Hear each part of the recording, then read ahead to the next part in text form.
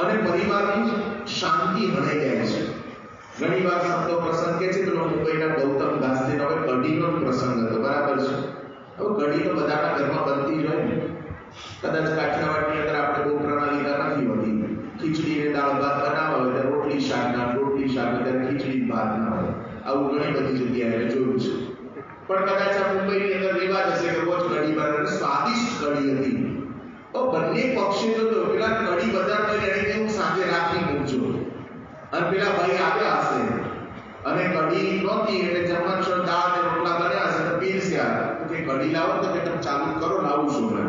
કારણ કે આ બેનને ખબર કે આ ભાઈ હાઈલી ઇમ્પેરેબલ છે, ગમે ત્યારે ભડભોર થયેલા છે, એટલે માપમાં રહેતે રહેતે કહેવાય એટલે કે હમણાં લાવું છું. પછી ભાત આવે, ખીચડી આવી ગઈ તો કે કઢી લાવો, તો પછી ધીમે રહેતી તો મને સાંજે 4 વાગે ભૂખ લાગી તો કઢી ખાઈ ગઈ છું. અને મુંબઈની અંદર પરેલ વિસ્તારની અંદર આ રહેતા હતા અને પેલા ભાઈ એટલા બધા ગુસ્સે ભરાઈ ગયા તો ઘરની અંદર 8 એટલે બિલ્ડિંગની અંદર રહેતા હતા, 8મા માળેથી બારીને ધક્કો મારી નીચે નાખી દીધી. આજે ગૌતમ દાસજી મુંબઈની સેન્ટ્રલ જેલની અંદર હવા ખાય છે.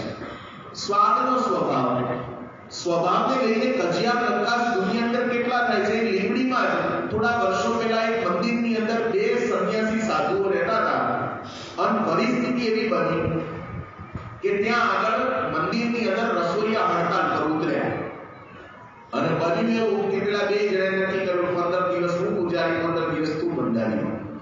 અને બનાવ્યો પેલો ભંડારમાં જેનો આવે ને કંટાળો આવતો હશે તો દાળ સવારથી બાપી દે, સવારથી નાખી 2 ટાઈમ દાળ ટપકારી દે અને ઘણી વાર તો એક જ વાર વઘાર કરે, 2 ટાઈમ એ ભગવાનને ધરાવે. તે પેલાએ કીધું કે ભલામણ જ્યારે 15 દાડાથી દાળ ટપકારે છે તે બીજું તો બનાવ. મારો વિચાર નથી, ભગવાનનો તો વિચાર કર, કારણ કે આપણું ડાયરેક્ટ તો કહેવાય નહીં. એટલે કે ભગવાનનો તો વિચાર કર.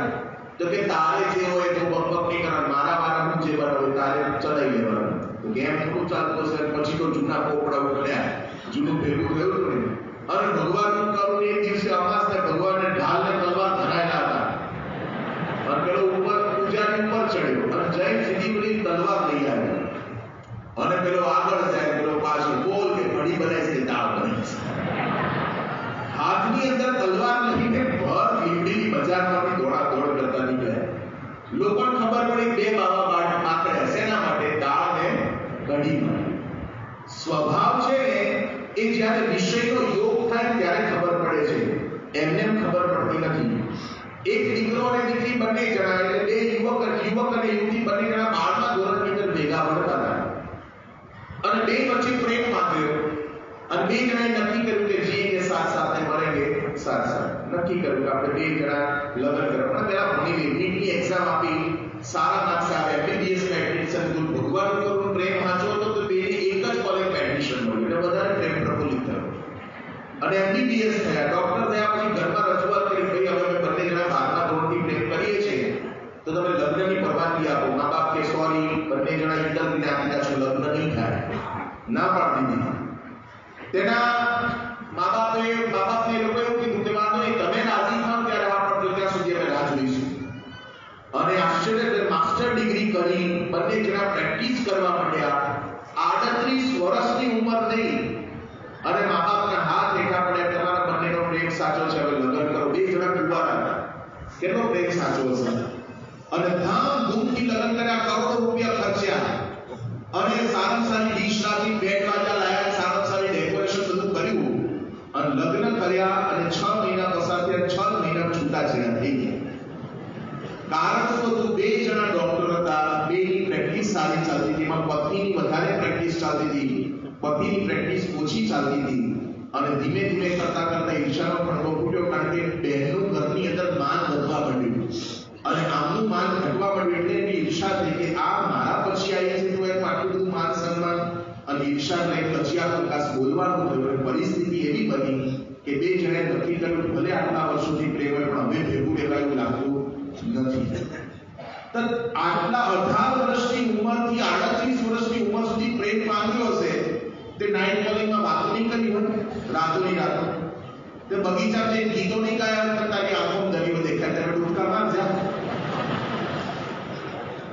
બધા પ્રેમના વાયદા કાયદા કર્યા હશે પણ વાસ્તવિક લાઈફ જુદી છે. ઈર્ષાનો ભડકો ફૂટ્યો, એને લઈને પરિવારની અંદર નુકસાની સર્જાય. રાજકોટમાં લઈને થોડા વખત પહેલા પ્રસંગ લીધો હતો. એકવાર આપણું અને પરિસ્થિતિ એવી બની કે એક છોકરો રાત્રે 11:30 વાગે દોડતો આવ્યો અને અમે તો વાતો કરતા હતા ઓફિસમાં બેઠા બેઠા અત્યારે વિષ્ણુબદ્ધ સ્વામી બેસી રહી ઓફિસમાં અને એ વખતે આવ્યો અચાનક કે સ્વામી મદદ કરો શું થયું ભાઈ? તો એ કે સ્વામી મારી ઘરવાળી ભાગી ગઈ છે, તમે મદદ કરો. તો આમાં શું મદદ કરવાની? તો પછી એને બધી વાતચીત કરી એટલે બેસાડ કરો તો શાંતિથી. પછી અપૂર સાહેબ એમ કે તું પ્રસાદ એવું લઈ આવે થોડું ઠાકોરજીનું ભૂસું મગજ ને બધું લઈ આવે ખવડાવ્યું એટલે થોડું શાંત પડ્યું. એટલે વાત કરી કે આજે આ છોકરો મુંબઈથી આ ગ્રુપો વિસ્તારની અંદર રહેવા માટે આવ્યો અને એટલે કે આજે રવિ સભાનો સમય એટલે રવિ સભામાં આવતો તો મેં મારી વાઈફને કીધું તું પ્રેગ્નેન્ટ છે અને તારો 6મો મહિનો ચાલે છે તો તને સાયકલ ઉપર સવારી કરીને ફાવશે નહીં. મારી પાસે સાયકલ છે, આપણે સામાન્ય પરિસ્થિતિના છે તો અહીંયા રવિ સભામાં આવવાનું ફાવશે નહીં. તો તું છે ને અત્યારે અહીંયા બેસીને ઘરે વચનાથ સ્વામીની વાતો વાંચી લે તો તાર રવિ સભાઈ લે.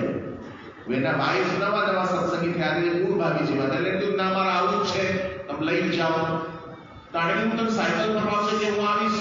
સાયકલ પર બેઠા બિચારો લગભગ 6-8 કિલોમીટરનું અંતર છે ત્યાંથી કાપીને અહીંયા લઈને આવ્યો અને પછી કીધું કે આપણે સભામાં જઈએ તમે પુરુષ વિભાગમાં મહિલા વિભાગ બેસીને પછી ફૂટ આઉટનું હતું ત્યાં આપણે ભેગા થઈશું.